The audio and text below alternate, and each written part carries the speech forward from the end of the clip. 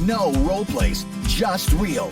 Chris and Lorenzo share 4 decades of combined experience to help you become a more effective leader. We've never really, as a workforce, spent a lot of time on making sure we're developing good leaders. We'll be able to share stories, experience, mistakes, failures, successes. This is Hacking Your Leadership.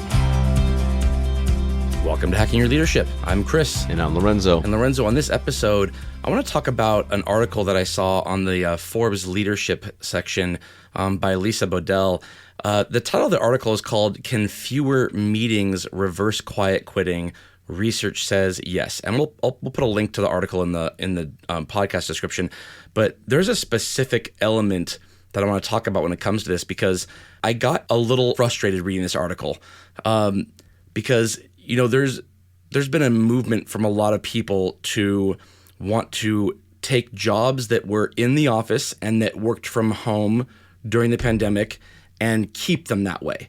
I'm not talking about the hybrid capacities or the ones where it's like you can, you come to the office one day a week or whatever, but the ones where people want to be 100% remote, to be able to live where they want to live anywhere in the world and not have a start time or end time, but rather a workload, and whatever that is, get it done and we leave you alone kind of thing.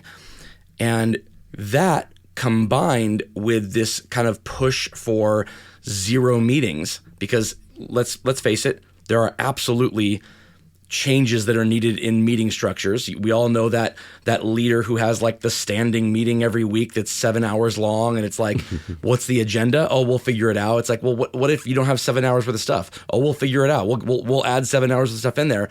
Yeah, but most of that doesn't need to be in a meeting. Can't we just email that out? Like, yeah, yes, definitely meetings need to change.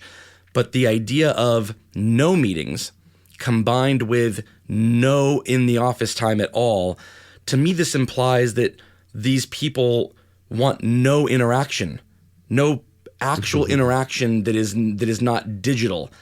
They'll respond to emails when they want to. They'll read emails when they want to. They'll respond to Slack when they want to, or read Slack when they want to. They'll get their work done completely, like no question there. They will get their work done, but they don't want to interact with their coworkers at all.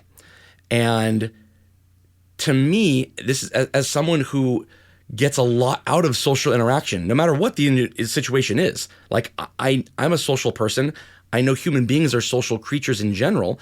I can't imagine these people want to live in a dark room by themselves and not have any interaction with anybody, which means there's some people in their life they want to interact with. It just isn't work people. And so the reason why I want to talk about this is because to me, this shows a shift in what the priorities are in the workforce, and I don't necessarily think that it's 100% good. There could be some good stuff in here, but there's also going to be some collateral damage. What do you think about this? Yeah, I think it's super interesting because I think that there's a lot of things at play here. I think that there's the idea that I don't know that there's necessarily a shift of priorities. I think that in this example and context of people that worked a job and then as a result of the pandemic had to go home and then do the job from home, and then now are like, now you want to go back into a space, and the response, again, just in this context of I only want to work from home. Because again, I think there's the hybrid thing kind of solves some of what you're talking about, which is like, you know what, even if it's hybrid, come in when you want to, but at some point you must come in to just be able to do some things or whatever the case is. In this particular context, I think that it's not that the priority shifted; it's that people had an opportunity to see what they could do. They had a chance to say like, oh, so like if I am working from home and I have a workload and I can get my work done and I can kind of do it at my own pace and in my own way, and then also like do other things around that, take a break when I need to take a break. Make myself lunch, do like whatever it is that they want to go do. I don't foresee that as like a lack of being social. I don't see that as like I'm going to be a hermit in like my little like no light office, like I don't see that at all. I just think that what we're talking about now is this, I think people got some exposure to like almost the best of both worlds. The ability to do a job, get paid for the work while also having control of your schedule and control of the things that you have going on in your life. And again, it's also interesting because some of the pandemic also created people that based on where you lived, you couldn't really go out and do anything. Based on where you live, schools may have been closed. You had to be home with your kids. Like, there was a lot of factors kind of mixed into all of this, which is why I think it's a little bit muddy for us to work through right now. But I was having this conversation the other day with somebody. This is an interesting dialogue because I see both sides on both extremes. Like, I see it kind of all the way around. I see that there is definitely a value of human interaction and group dialogue and group debate and group discussion. And even myself recently, I've been in meetings now that things are kind of coming back around where there's 20 people in the room and there's content and there's dialogue and the passion of conversation, the quality of the debate, the appreciation for alignment, the social elements. There's so many things that you get out of that just feels not like that in a virtual environment. So like I 1,000% believe, but again, some of this is my own projection. Some of this is because I enjoy that I'm seeing those types of things. But there's definitely an element of this where there's a benefit to being around people, to challenging things, to having dialogue, to having debate. And on the other side of the coin, there's a benefit to saying, here's your job, here's the expectation. As long as you get done this work by this time, then we are good. And anything else beyond that is just kind of extra. I can see that too, especially in certain spaces and certain industries.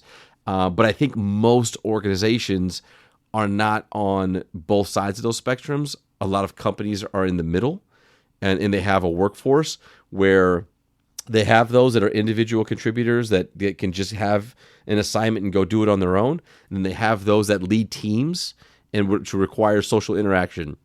And so they're trying to figure out ways to kind of solve it. And right now it's really, really, really muddy. So I like that we're talking about it because there's no easy answer here.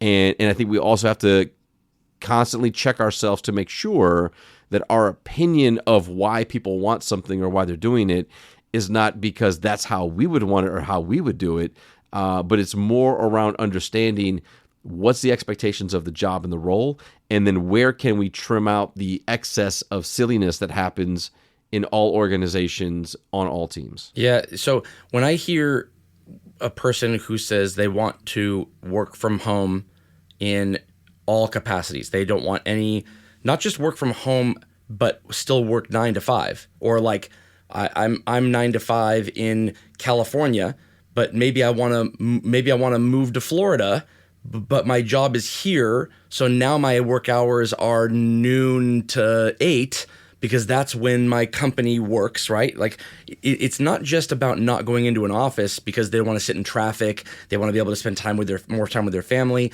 It's about working when they want to work too, right? And that's fine. I don't begrudge that at all. Everybody wants to work when they want to work, of course. It's this, if you have 10 people on a team and one person's idea of a perfect environment is we're all in the office for 8 hours a day, 40 hours a week and getting this done. And on the other end of the spectrum, you have another person whose ideal is we don't ever talk to each other or see each other. If you have something to say to me, it gets said via email. I don't want to interact with you at all except via email or Slack channel or whatever it is, and I'll get my work done. And then you have a lot of people in the middle who are like, well, we all want what works best for our own lives. And maybe for me, it's like, well, yeah, I want the human interaction, but I don't want to drive to the office 5 days a week. I'm okay with like a group video call 2 times a week, right? Whatever it is, every person wants something differently. And so the idea of coming up with something that works for everyone is not going to happen. This is when leadership comes in. You have to come up with something that you believe works best for the people on your team, the business that has to get done, the work that has to get done, the best way you think as a leader that the work is going to get done without all that silliness, to get feedback from your people, and then to make a decision and go forward with it. And to know that there will be some people who don't inherently like the way that it is. And if that means that you can have one-off conversations with them and accommodate whatever it is they're looking for, then great, you should. If it means you can't and they can't be on your team anymore, then you should part ways, amicably and realize this was the reason why. But where leaders are having these issues are when it's almost like they don't want to make a decision. They don't want to tell people they have to do this or that they can't do this. We'll just work it out. We'll just we're gonna have a meeting here at this time. Oh, but I thought you said we weren't going to have a meeting. Well, I know, but we got to get together and level set or whatnot. Okay, but I'm busy at that time. Oh, okay. Well, we'll fill you in. Well, how come Lorenzo's not at the meeting? He had something going on. Oh, well, I did too, but I canceled that because you said this meeting we had to be. This is where the problem lies. Mm-hmm. The leadership component of this is you have to have conversations with your people to level set on what's going to happen and to know there will be consequences to whatever decision it is. But if you are confident in your reasoning why you made that decision, as well as open to changing it, should you realize there's a better way going forward and not just doubling down because that was the decision you made, that's the leadership component here. And where organizations have issues is when they're not doing it that way. When they're trying to be all things to all people because they don't want to lose talent, that's when you're seeing these issues, I think. I agree. I think it's not an easy decision to make. There's a lot of factors that are involved. There's a lot of teams and the work that they do, and some of this work is easily transferable to do it virtually because again, it's very it's driven in a productivity measurement that allows people to see that they're getting the work done, or it's driven in a customer service, measurement. We see a lot of that right now with different industries where the customer service roles are moving to at home and that type of work. And if you look historically, though, and again, this is where it becomes really interesting because there's I want to work from home. Great. But then I also want to control my schedule. Okay. But then I also want to be able to, and it's like you start to get these layers of all these expectations of how people want to work. But if you look historically at work from home organizations and companies, especially those within customer service or those types of sales, whatever, that level of productivity, accountability, kind of, we've talked about it on the show before, that kind of the systems that are built to track everything that you're doing, the mouse click across the screen, stuff like that. That to me is I wouldn't want that level of kind of being watching and being tracked and you know what? Yeah, I'm home, but if I have to click out to do a bathroom break to click back in less than 6 minutes because that's the time that's been allotted, that's prison. That's prison. Exactly. That's what I'm saying. I don't care if I'm at home, right? Yeah, I'm locked into this room. I saw a story online recently where a guy said that he realized that his productivity was being measured by keyboard clicks. And he found that he could open up a text edit program and lay a book on his space bar and walk away from his computer for an hour. And he was getting accolades from his manager saying, you were really productive. And clearly no one was watching what he was doing. They were just looking at whatever this report was that said, this person didn't stop typing for 7 hours. Mm-hmm. Real man of genius. Right? That is, yes. But that, innovation out of necessity is what they say. But yeah, that's what ends up happening though. Again, if you're looking at only certain things or there's so much ridiculousness in that piece of it. But I think this is a very complicated, multi-layered thing that has to be looked at, and I completely agree with you. If there is no solution that's going to work for everyone or every team. That's not a reality, right? It may work for certain people or certain teams, one way or the other from a spectrum standpoint, but there's a lot of nuance here that has to be done. But I think that organizations just have to simply say, this is it. This is what we believe is the right thing to do right now. Not that it won't change, but right now, here's what we're asking of everyone. And we also are saying that there will be elements of this that will be different based upon teams and the work that needs to get done. Because it cannot be a simple cookie cutter thing, I believe. Maybe it can be, and maybe that's what some companies will do. They'll just say the requirement is that you must be in an office 2 days a week, right? Whatever. And then whatever else you can work out. Look, I don't know. I'm just saying that a clear decision has to be made that is then done, that everybody can understand, and then people can make choices.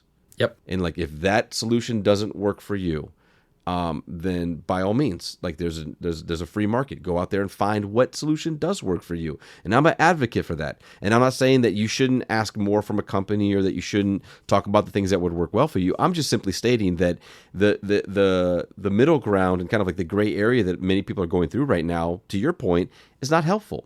Yeah. Because it's like we can't get settled. We can't get settled and just figuring out this is what we're going to commit to for this amount of time, and then maybe we're going to revisit this in 12 months. I don't know, 9 months, 6 months, whatever. But are we going to do something, make a decision, this is what we're doing, and then allow people to make a decision what works best for them? Because, again, maybe people love the work that they do and they're willing to meet somewhere in the middle as a compromise. Maybe some people don't like the work, but only if they can do it at home, and then maybe you got to find different work to do. I don't know. I just think more clarity is needed, but a decision has to be made to a degree to allow people to settle in what they're doing and then to make their own decision. There's a story or a kind of a trope that I see online all the time where it makes fun of certain job opening postings on job boards, where one of the requirements is must thrive in a fast-paced environment. We've all seen those words on a job posting, and that has been kind of made fun of to meaning you must be able to thrive in an environment where you don't know what your goals are going into the day or the week or the month. You just have to put out fires left and right as things are thrown at you because our priorities change every day, right? Yeah. And that's, in some organizations, it probably is that. In all organizations, it's that sometimes. Like there are days when that is like that, no matter how good you are as an organization. Do you know where that doesn't work well? Is in an environment where people want to know what their work is and to get it done and to not come to the office and not have meetings. So when I see situations where leaders are pushing back against this, I don't want to come into an office ever. I want to work on my time, and I don't want to have any mandatory meetings. I want to just be told my work is and to get it done. When leaders are pushing back on that and they don't like that, part of it is because they think that people are more productive when they have a leader looking over their shoulder. And to me, if that's the person you're talking about, they shouldn't be working for you. If they need to have a leader looking over their shoulder, that's a different issue, and move on from them. They're not the right person for the organization. But if you just think that they do, because you think all people do, then that's a problem with you as the leader. Like you need to get over that, because there are millions of people who will work well and get their job done without having somebody looking over their shoulder. Sometimes better when no one's looking over their shoulder, right?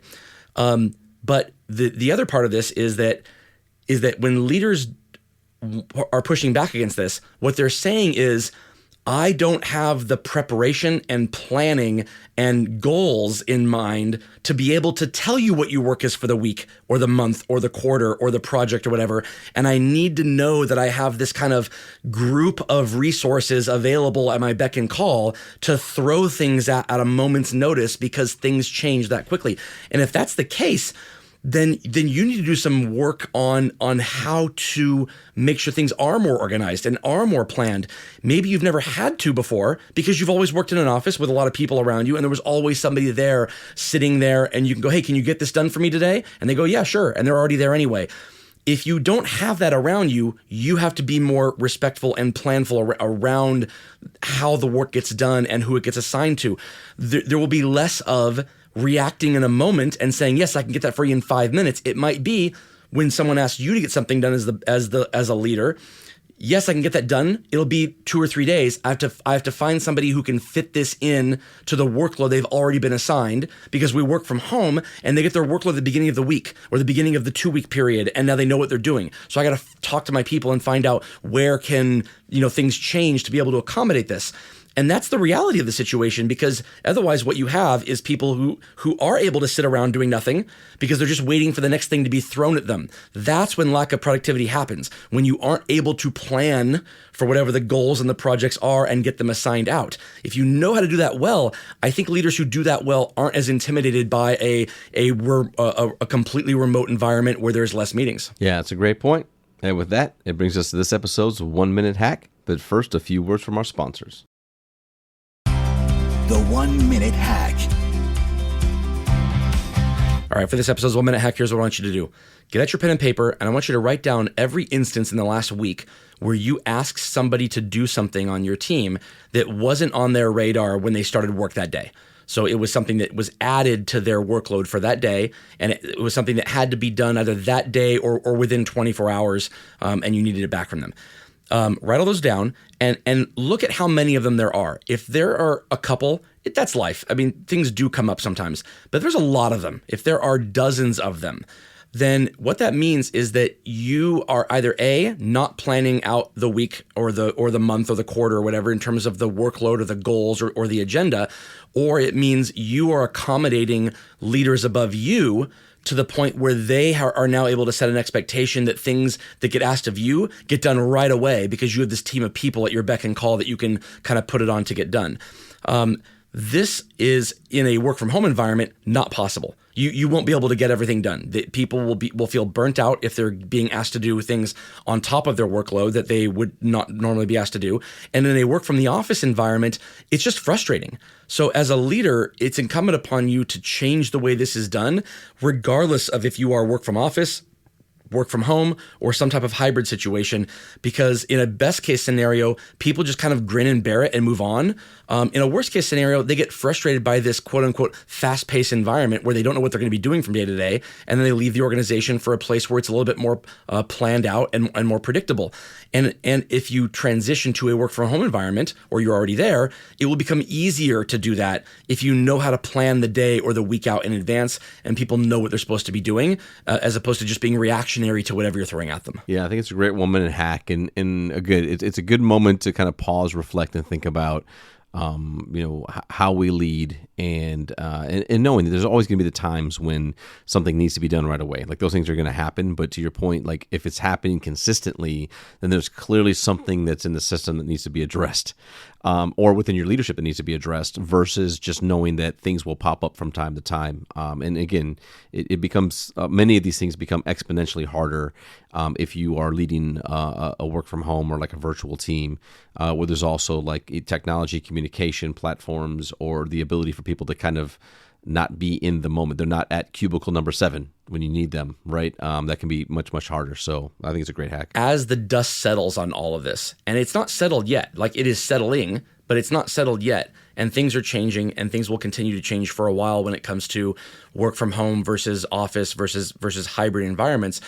The more you focus on doing these things that are good leadership practice, regardless of the environment, the more you will have people who like being on the team, who like being reporting to you as the leader, and who like that type of environment, which means they're more likely to accommodate whatever is settled upon. So maybe they want to work from home completely, and you've settled on that what's going to work for this organization or this team or whatever is they have to be in the office 1 day a week on Mondays, and then they go home for the rest of the week.